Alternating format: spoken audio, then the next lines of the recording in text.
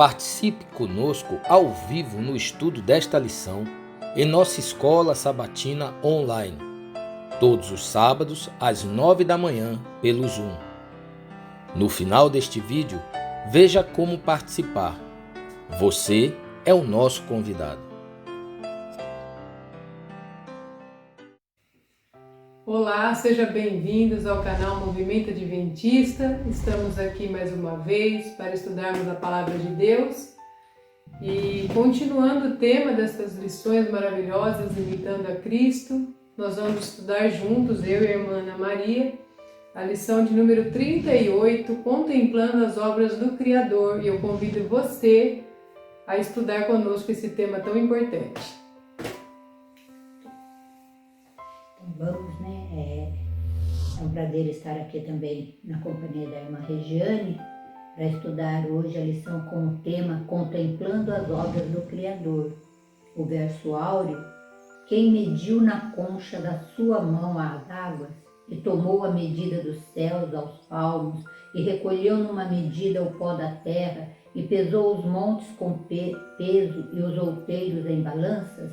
Isaías 40, verso 12. Interessante, né? Porque aqui o verso áureo já vem nos falando, né? Quem foi? Nos faz uma pergunta. Então, quem fez todas essas coisas, senão o nosso Criador, né? E no decorrer da lição, então, nós vamos ver vários itens, né? Nas perguntas de algumas das obras do Criador, né? Já fica uma pergunta reflexiva aqui, né? Pra gente pensar quem que já, só nesse detalhe aqui que foi falado, né? A gente vai ver muito mais durante a lição. Então vamos para a primeira pergunta. A natureza é Deus ou ela revela o Deus Criador? Mantém-se independente de Deus as leis da natureza? Então vamos ler lá em Salmos 19, do verso 1 ao 3, e depois Romanos 1, 20 e 21. Salmos diz: os céus proclamam a glória de Deus e o firmamento anuncia as obras das suas mãos. Um dia discursa a outro dia e uma noite revela conhecimento a outra noite. Não há linguagem, nem há palavras, e deles não se ouve nenhum som. Então, eu costumo bastante usar esse verso, né? Hoje a gente vive num mundo muito evolucionista, né, em que as pessoas sempre querem aderir à origem do mundo a algo do acaso, né, a uma obra do acaso. No tempo de Ellen White, eles tiveram bastante dificuldade ao lidar com a doutrina do panteísmo, que surgiu também, né, que estava ali em alta, né. Inclusive Kellogg foi um dos que entrou nisso também, né, que era um dos homens muito importantes ali na obra, se deixou levar por essas teorias, que é exatamente isso, crendo que a própria natureza é Deus. Né? Deus é o sol, Deus é a planta. É independente de Deus, né? Exatamente. Tem poderes, assim, a natureza tem poderes. Por si só ela dá conta de todo o seu desenvolvimento, seu curso. Né? Exatamente. E hoje a gente tem várias religiões em que são religiões no ateísmo, assim, no ateísmo não, no paganismo, né? Que tem várias pessoas atribuindo as divindades, então, à natureza, né? As coisas da natureza. E Romanos 1, de 20 ao 21, diz assim: porque os atributos invisíveis de Deus, assim o seu eterno poder, como também a sua própria divindade, claramente se reconhecem desde o princípio do mundo, sendo percebidos por meio das coisas que foram criadas. Tais homens são, por isso, indesculpáveis, porquanto, tendo conhecimento de Deus, não o glorificam como Deus, nem lhe deram graças, antes se tornaram nulos em seus próprios raciocínios, obscurecendo-lhes o coração insensato. Então aí Paulo aí está falando, né? É como que eles, porque fala o quê? O próprio céu, a própria natureza, ela revela o caráter de Deus, né? Do Deus Criador. E nós sabemos que nada aborrece mais a Deus, porque o que os homens fazem? Deixa de adorar o Criador e adora as suas criaturas, né? desviam completamente a mente, como se as criaturas tivessem maior valor ainda. Isso é uma das coisas que mais aborrece a Deus, né? A idolatria, porque geralmente esse adorar as criações de Deus é os deuses aí que cada um faz, né? E era muito comum isso, em Israel sempre foi, tanto que você vê na própria lei de Deus, 2 mandamentos, na verdade, falando mais diretamente a isso, né? O primeiro, não terás outro Deus diante de mim, já para não deixar nenhuma brecha, e o segundo para reforçar, para não fazer imagem nem escultura. Então, a gente vê a preocupação de Deus com o ser humano quando ele cai nesse engano, né? Ele cai num poço profundo, vamos dizer, quando ele começa a atribuir essas honras das criaturas ao invés do Criador. Isso. Vou ler aqui a nota, que ela dá mais detalhes ainda, né? Podem alguns supor que essas grandes coisas do mundo natural sejam Deus. Não são Deus. Todas essas maravilhas dos céus estão apenas fazendo a obra que lhes é designada. São instrumentos do Senhor. Deus é o superintendente, assim como Criador de todas as coisas. O ser divino empenha-se em manter as coisas por ele criadas. A própria mão que sustenta as montanhas e as mantém em posição guia os mundos em sua misteriosa marcha em volta do Sol. Dificilmente se encontra uma operação da natureza a qual a palavra de Deus não faça referência. A palavra declara que Deus faz que o sol se levante e que a chuva caia. Ele faz brotar os montes e a erva. Ele dá a neve como lã e espalha a geada como cinza. Lança o seu gelo em pedaços, manda a sua palavra e os faz derreter. Faz soprar o vento e correr as águas, faz os relâmpagos para a chuva, tira os ventos dos seus tesouros. Essas palavras da Santa Escritura nada dizem de leis da natureza independentes. Deus fornece a matéria e as propriedades com as quais executar seus planos. Emprega seus instrumentos para que a vegetação cresça, manda o orvalho e a chuva e o sol para que a relva germine e estenda sobre a terra seu tapete verde, para que os arbustos e as árvores frutíferas desabrochem os botões e produzam. Não se pode supor que seja posta em ação uma lei para que a semente opere por si mesma e a folha apareça, por isso tenha que fazer por si mesma. Deus instituiu leis, mas estas são apenas servos pelos quais ele efetua resultados. É pela imediata atuação de Deus que cada pequenina semente irrompe através da terra e surge para a vida. Cada folha cresce, cada flor desabrocha pelo poder de Deus. Então, isso está na Réveillon, 8 de novembro de 1898, e também no primeiro Mensagem Escolhida, página 294.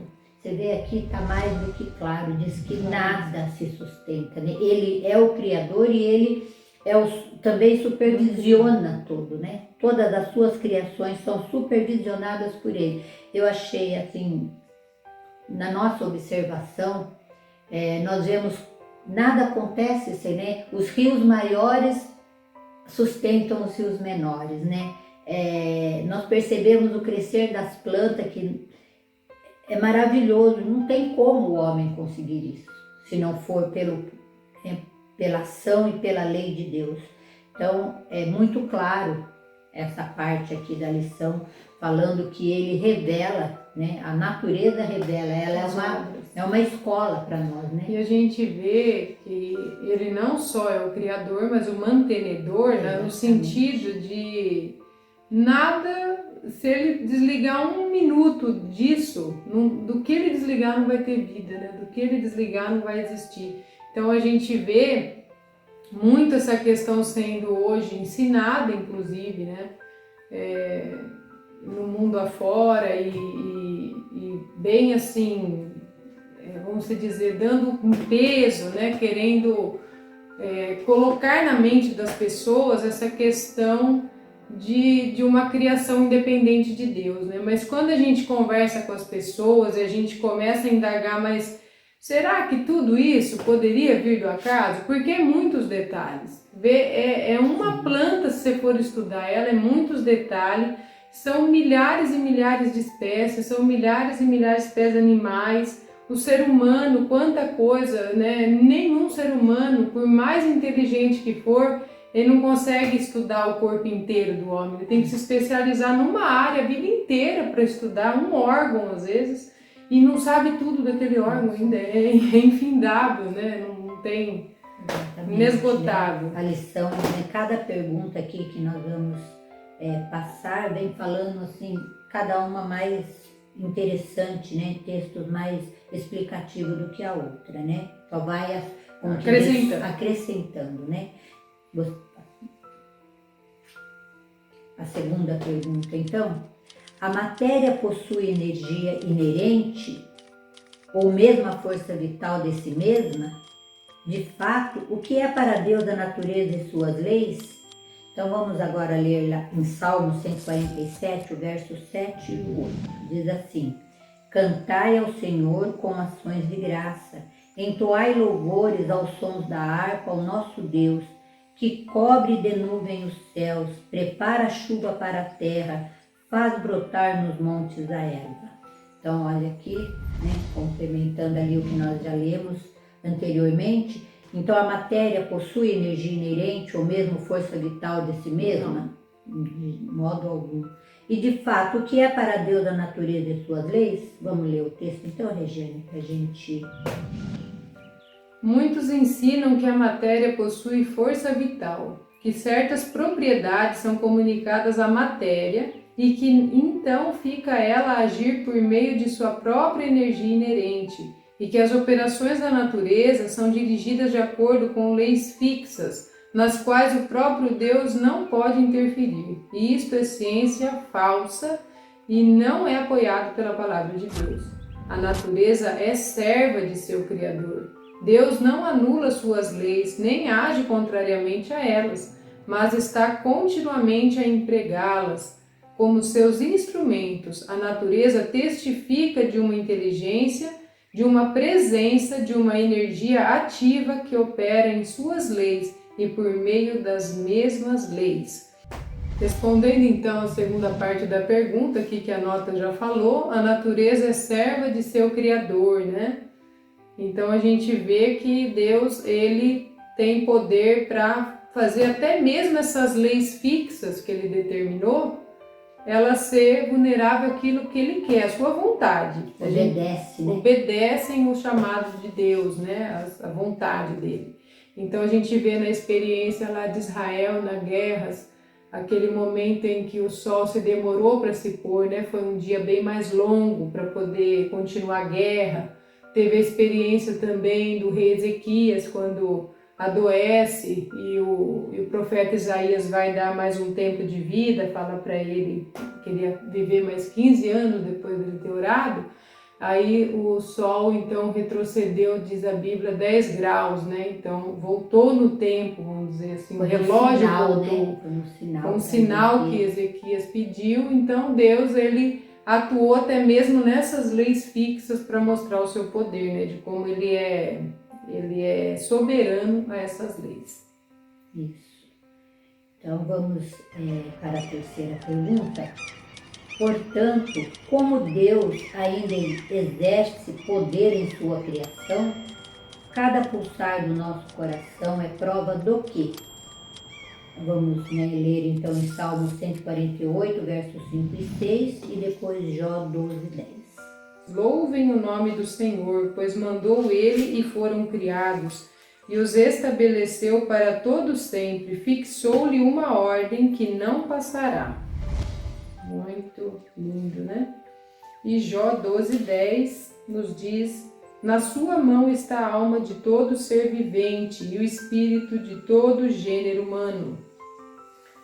Aqui esse texto então já deixando bem claro que está na mão de Deus o que é a vida, né? A nossa alma, a nossa vida, como sabemos que é o que a Bíblia ensina, né? Na questão da alma, não só como vida, mas também como todo o intelecto, né, que fala o espírito, né, o fôlego de vida, aquilo que Deus deu então para o homem, pertence a ele, né? Se fala dos animais, né, do ser humano, de tudo que tem vida, tudo que se move, está sobre, né, sobre dele, os sobre as cuidados ordens de Deus. dele, né? Isso.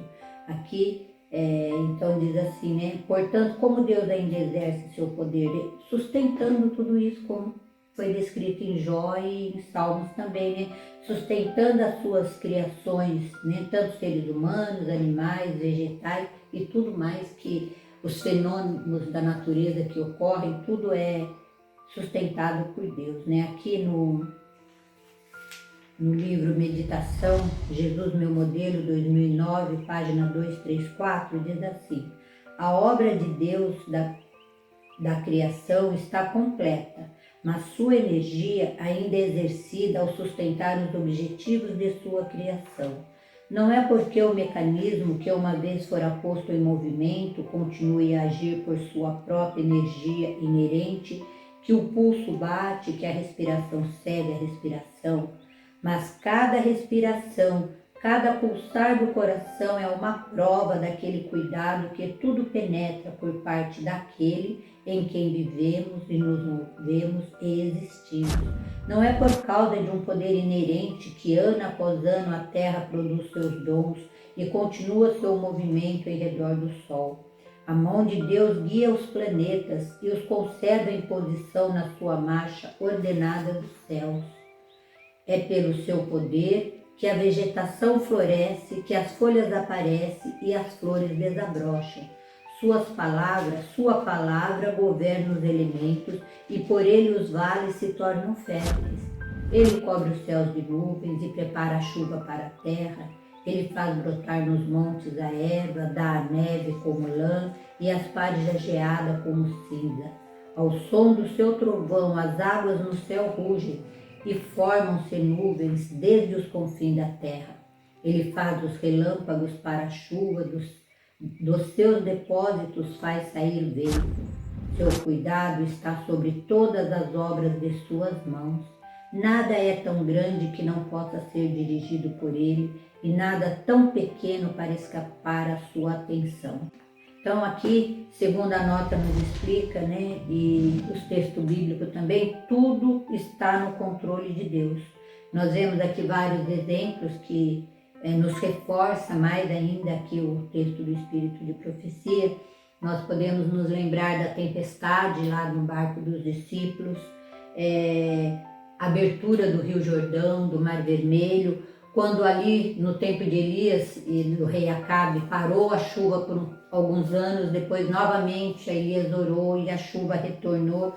Todas essas coisas indicam então o poder de Deus, o comando de Deus sobre a natureza. Então a natureza em si própria, sozinha, ela não consegue subsistir, né? Isso, determinar um curso, né? Não. O ser humano está sempre atribuindo isso a fenômenos físicos, naturais, mas na realidade Deus está no comando, né? Aqui, como você leu na nota, tem o texto já embutido na nota de Atos 17, 28, que eu acho muito lindo, né? Que fala: pois nele vivemos e nos movemos e existimos. Então nós não só vivemos, mas nós nos movemos e existimos. Então é tudo por ele, né? Também muito lindo como ela termina ali esse tema, falando que nada é tão grande que ele não possa dirigir e nada é tão pequeno que escape da sua atenção. O pulsar do coração, né? O pulsar, que é uma coisa tão mínima assim, que a gente nem percebe. E respiração. Nem a nossa respiração, tudo isso não é tão pequeno assim que Deus não dá a sua atenção. Não perceba. Uma folha cai e ele percebe, né? Então é maravilhoso. Vamos para a parte pergunta então. Apesar de a natureza ter sido contaminada pelo pecado, que lições ele ainda nos traz? Pergunta B. Qual é a maneira mais eficaz de instruir o gentio que não conhece a Deus? Assim, o livro da natureza deve ser usado em conexão com que livro? Vamos ler então em Romanos 16, 26. E que agora se tornou manifesto e foi dado a conhecer por meio das escrituras proféticas, segundo o mandamento de Deus eterno, para a obediência por fé entre todas as nações. Bom, então aqui Paulo, aos Romanos, esse verso já está respondendo a parte C da pergunta, que através das escrituras, tudo isso que nós falamos aqui, esses exemplos aqui citados, foram através das escrituras. Então as escrituras já revelam tudo aqui que nós precisamos saber, Então é muito claro na palavra de Deus aqui a obra da criação, o poder de Deus sobre a natureza. Tem também agora o texto. O texto diz assim, na meditação Jesus Meu Modelo 242. A natureza está hoje arruinada e contaminada pelo pecado. As lições objetivas de Deus, porém, não estão obliteradas. Mesmo hoje, devidamente estudada e interpretada, ela, a natureza, fala de seu Criador. Assim como a verdade divina é revelada nas Escrituras Sagradas, de igual modo é refletida como por um espelho na face da natureza. Assim, pela criação, devemos reconhecer o Criador. O livro da natureza é um grande guia que devemos usar em conexão com as Sagradas Escrituras para ensinar a outros sobre seu caráter e reconduzir ovelhas perdidas ao redil de Deus. Ao estudarmos as obras de Deus, o Espírito Santo faz raiar convicção à mente. A maneira mais eficaz de instruir os gentios que não conhecem a Deus é mediante suas obras. De modo muito mais facilmente do que por qualquer outro método, podem ser levados a compreender a diferença entre seus ídolos, obras de suas próprias mãos, e o verdadeiro Deus, Criador do céu e da terra. Então ali,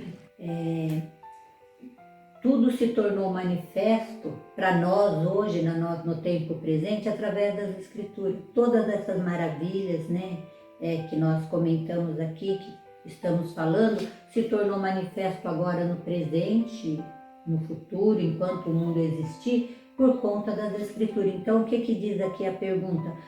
Qual é o livro que nós devemos usar em conexão com a natureza? É a Bíblia. É a Bíblia, não tem outro, E apesar da natureza ter sido contaminada pelo pecado, que lições elas ainda nos traz?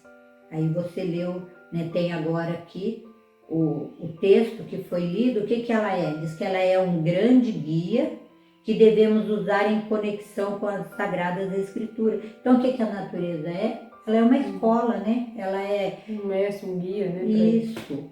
Então, ela traz para nós muitas,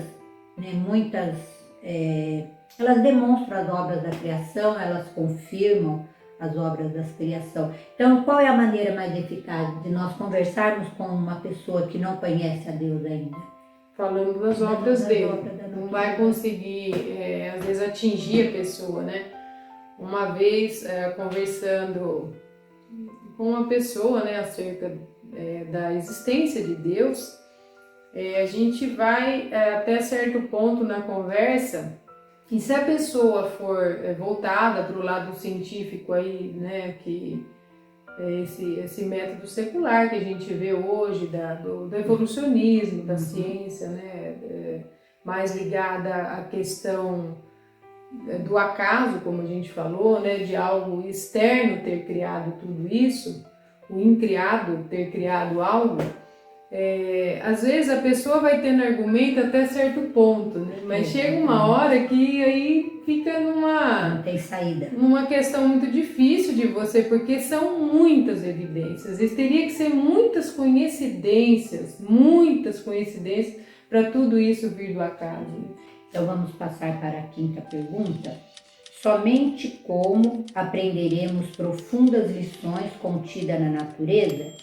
Em que busca deve se animar as crianças?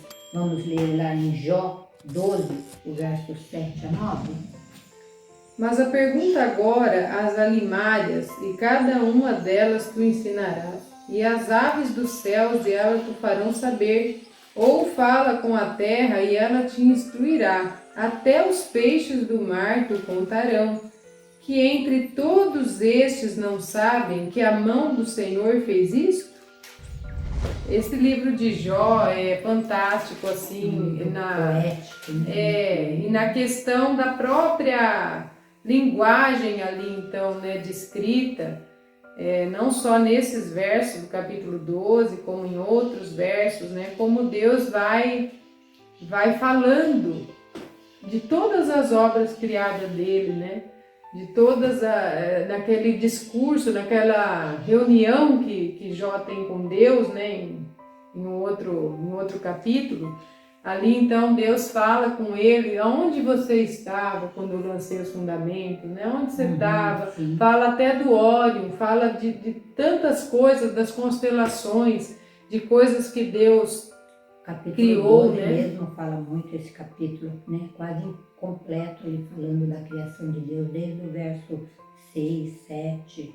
Isso, é bem completo, né, esse livro. E aqui ele está falando isso, qual dentre, até os peixes do mar contarão para você. Exatamente. A própria natureza, né, fala Já fala, não é testifica. necessário.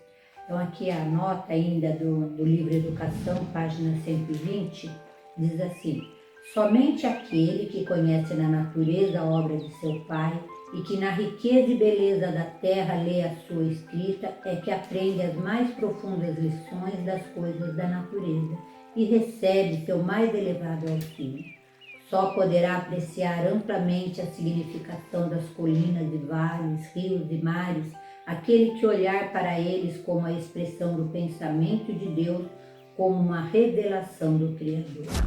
Muitas ilustrações da natureza são empregadas pelos escritores da Bíblia e, observando nós as coisas do mundo natural, habilitamos-nos sob a guia do Espírito Santo para compreender mais amplamente as lições da Palavra de Deus.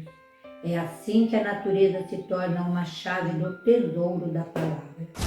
Devem-se animar as crianças a buscar na natureza objetos que ilustrem os ensinos da Bíblia e estudar nesta as semelhanças tiradas daquela.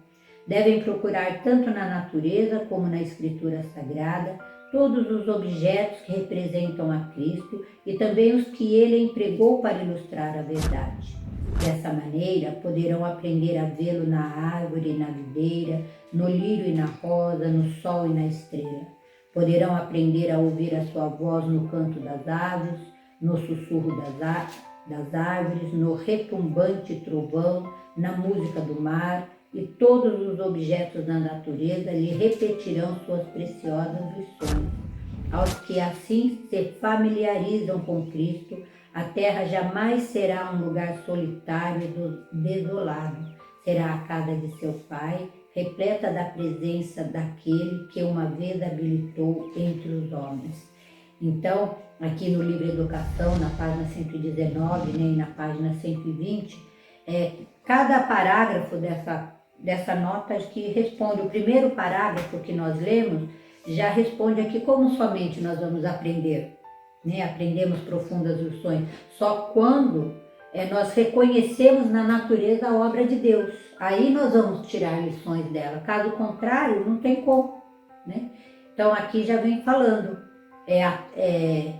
somente aquela que reconhece na natureza a obra de seu Pai e que na riqueza e beleza da terra lê a sua escrita. Então vai ler aqui, como nós falamos, né? No trovão, no sussurro das águas, no vento.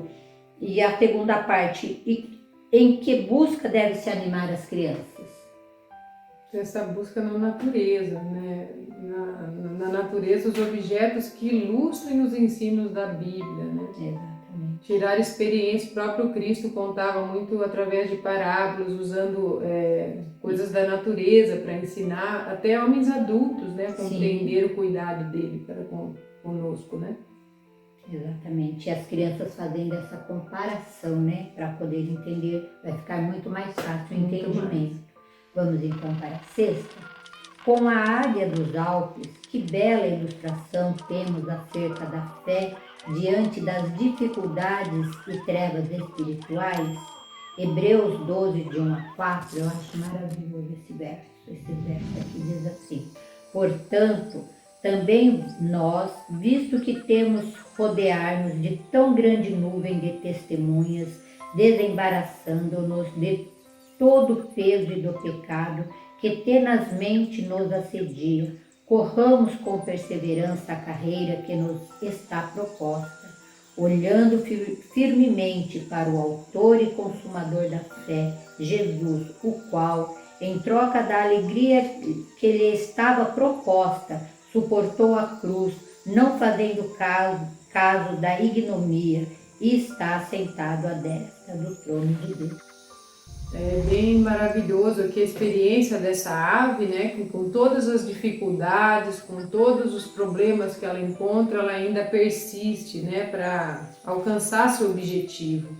Então aqui ela nos dá o exemplo também da nossa experiência quando é cercado de falsidade, de problema, de calamidade, de injustiça. A gente tem que fazer também, seguindo o exemplo dessa ave, de perseverar, né? Porque há somente um meio de salvamento, apenas um, que é a gente continuar prosseguindo, né? Isso. E aqui no verso que foi lido em Hebreus, né? Que fala, somente, né? Olhando para o nosso autor e consumador da nossa fé. E nós vemos aqui esse verso maravilhoso que fala que Jesus, ele trocou a alegria que ele tinha proposta. Qual era essa alegria? De, no final do seu sacrifício, ele poder reinar junto com os redimidos. Então, Regiane, lê para nós a notinha da pergunta 6. A águia dos Alpes é algumas vezes derrubada pela tempestade dos estreitos desfiladeiros das montanhas. A esta poderosa ave das florestas rodeiam nuvens tempestuosas, cujas negras massas a separam dos píncaros batidos de sol em que ela estabeleceu o lar. Parecem infrutíferos seus esforços para escapar. Bate aqui e acolá, açoitando o ar com as fortes asas e despertando com os guinchos ecos nas montanhas. Finalmente, com uma nota de triunfo, arremessa-se para cima e, cortando as nuvens de novo, se acha na clara luz solar, com a escuridão e a tempestade muito abaixo. Igualmente, nos podemos achar rodeados de dificuldades, desânimos e trevas. Cercam-nos falsidades, calamidades, injustiças. Há nuvens que não podemos dissipar. Batemo-nos em vão com as circunstâncias. Há um meio de salvamento, e apenas um. Cerração e neblina cercam a terra, para além das nuvens resplandece a luz de Deus. Para a luz de sua presença podemos ascender com as asas da fé. E é isso que nós temos que fazer também, como diz aqui a parte, né, final da nota.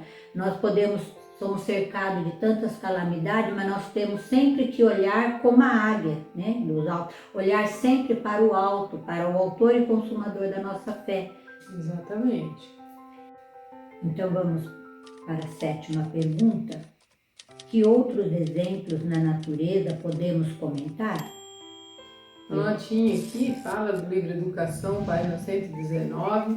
Muitas são as lições que assim se podem aprender. A de confiança pela árvore que, crescendo sozinha na planície ou ao lado da montanha, penetra profundamente suas raízes na terra e sua força vigorosa desafia a tempestade. A lição do poder exercido pelas primeiras influências, a percebemos no tronco nodoso e informe, arqueado quando era um renovo, ao qual nenhum poder terrestre poderá restaurar a simetria perdida. O segredo de uma vida santa aprende-se do lírio aquático, que à tona de alguma poça viçosa, rodeado de ervas ruins e imundícias, penetra suas raízes nas puras areias abaixo e dali derivando sua vida, ergue à luz as perfumadas flores em pureza imaculada.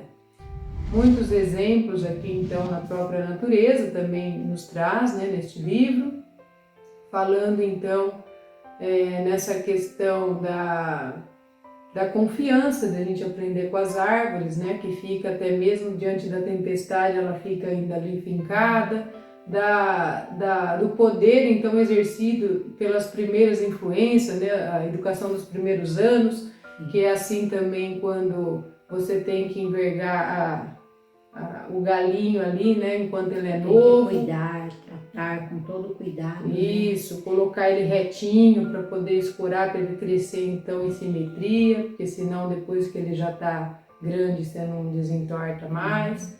Na questão também da vida santa, aqui fala do lírio, né, que vive rodeado pelas influências ruins, né, pelas ervas ruins. Ele costuma ir no pântano, no perto assim, de lugar lodoso, sai, né, o lírio floresce. E assim mesmo ele vai fincar suas raízes nas areias puras, né, lá de baixo, e ali ele consegue então ter quem gosta seu da perfume. natureza, né, quem cuida de plantas, né, a agricultura, até quem gosta de cultivar umas plantas, né, a gente vê como que age a natureza. Às vezes parece que uma planta está quase morta e aí de repente ela começa a brotar, começa de novo a nascer folhas.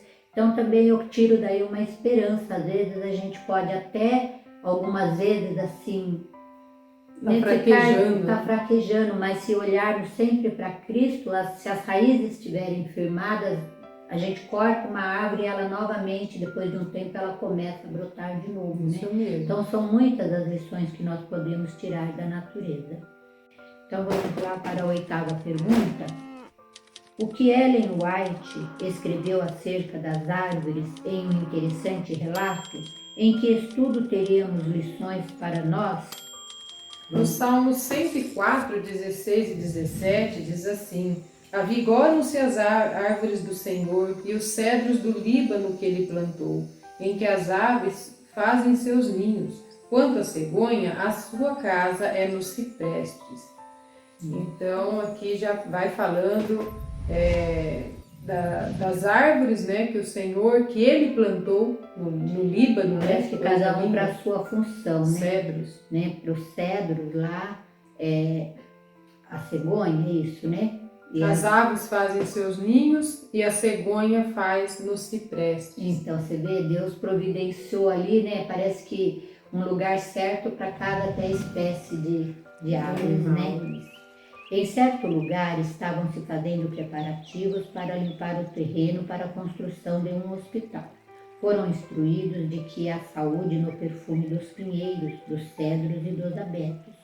E há várias outras espécies de árvores que têm propriedades medicinais e promovem a saúde. Não sejam essas árvores cortadas desapiedadamente. É melhor mudar o local do prédio do que cortar essas árvores, sempre verdes. Existem lições para nós nessas árvores. Estude essas lições das árvores. Eu poderia me demorar bastante neste assunto, mas não devo fazê-lo agora. Peço que não cortem os pinheiros, pois são uma bênção a muitos. Deixem-nos viver. Então esse trecho aqui está no Meditação Matinal 2009, Jesus, meu modelo, página 233. Então aqui praticamente já foi relatada que a irmã White então falou que era melhor mudar a construção de lugar do que cortar aquelas árvores que ela disse que era tão benéfico para a saúde, né? E que nós ainda instruiu ali que eles deveriam, há muito estudo que nós podemos tirar, né, das árvores. Vamos para a pergunta 9. A que tipo de árvore o cristão pode ser comparado? Como são as raízes do cedro? Assim, que realidade espiritual nos ensina o cedro do Líbano? Nessa meditação, então, Jesus meu modelo, página 233, diz assim: a palavra de Deus declara: o justo florescerá como a palmeira, crescerá como o cedro do Líbano. Davi diz: sou como a oliveira verdejante na casa de Deus, confio na misericórdia de Deus para todo sempre. O cristão é comparado ao cedro do Líbano. Li que essa árvore faz mais que enviar para baixo algumas pequenas raízes na fofa terra argilosa. Faz penetrar vigorosas raízes profundamente na terra e deita-as mais e mais longe em busca de um sustentáculo ainda mais forte. E na feroz rajada da tempestade ela fica firme e segura por sua rede de cabos subterrâneos. Assim lança o cristão raízes profundas em Cristo. Ele tem fé em seu Redentor, sabe em quem crê. Está plenamente convencido de que Jesus é o Filho de Deus e o Salvador dos pecadores. O agradável som do Evangelho é recebido sem dúvidas conflitantes. A raiz da fé aprofunda-se. Os cristãos genuínos, como o cedro do Líbano, não se desenvolvem no solo da fofa superfície, mas estão firmados em Deus, presos nas fendas das rochas da montanha. Muito autoexplicativo o nome, né? Maravilhoso, né? Então, as raízes são firmes, né? Se a raiz for firme, pode vir todo vento, tempestade que vai se manter assim, tem que ser o cristão.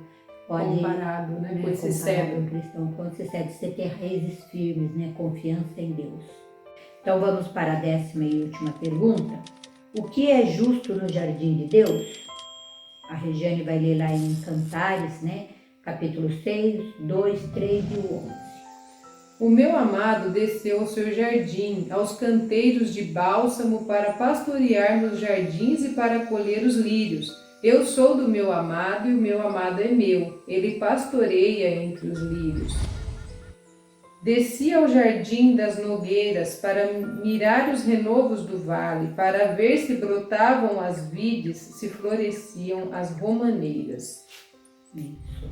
E o texto aqui vai completar o texto também na meditação matinal, Jesus Meu Modelo 2009, na página 233. Quero dizer a vocês, meus irmãos e irmãs, que têm as minhas orações e a minha simpatia em suas obras. Lembrem-se de que vocês são árvores no jardim do Senhor e que a proteção divina está ao seu redor. Quanto mais visível a linha de demarcação entre as flores de Deus e o arbusto espinhoso plantado por Satanás, mais o Senhor é glorificado. Então a nota é maravilhosa e já tem tudo aqui explicado. Então temos que ser como cedro, com raízes profundas, para que então possa se ter, né, ser bem diferente, né, diferenciar entre o arbusto espinhoso que Satanás planta, né? E aí fala, a gente é árvore, né? Lembre-se que vocês são árvore. Que tipo de árvore? Né? Uma árvore frondosa, uma árvore, como você falou, um cedro, e não ser uma árvore que na primeira tempestade ela cai, né? Exatamente. Só olhando para o nosso autor e consumador da nossa fé é que podemos criar raízes profundas, né? É dia a dia, um processo diário, né? Não é algo que você faz da noite para o dia, né? Cada dia buscando mais e mais, então, colocar essas raízes mais aprofundadas, né? Mais fundamentadas na palavra de Deus. Terminamos aqui o nosso estudo, foi muito bom estar com vocês. Pedimos para você que ainda não é inscrito no nosso canal, que se inscreva, ativa o sininho, as notificações. Também compartilhe esses estudos com seus amigos para que essa mensagem possa ir avante. E também nos siga nas nossas redes sociais, Facebook, Instagram. Que Deus abençoe a cada um. Até a próxima. Em nosso site vocês encontrarão estudos, notícias, dicas de saúde, além de todas as nossas lições. Participem conosco através da nossa página no Facebook e assistam todas as nossas lições através do YouTube.